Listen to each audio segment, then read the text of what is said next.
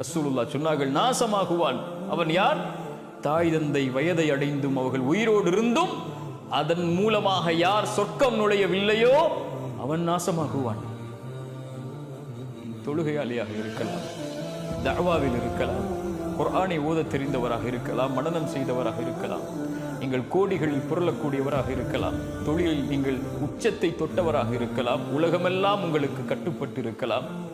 ஆனால் தாய் தந்தையுடைய விஷயத்தில் நீங்கள் குறைவை வைத்திருந்தால் நீங்கள் நஷ்டவாளிகள் தான். இந்த ஒட்டுமொத்த உலக வாழ்க்கையும் உங்களுக்கு நஷ்டம்தான். நாளை மறு உலக வாழ்க்கையும் நஷ்டம்தான். அல்லாஹ்விற்கு பிறகு கவனத்தில் எடுக்க வேண்டிய ஒரு உறவென்றால் உம்முக் உம்முக் உம்முக், உன் தாய், உன் தாய், உன் தாய். அதற்கு பிறகு யாரா சொல்லலாம்? உன் தந்தை. நிஷ்குரிலி வலி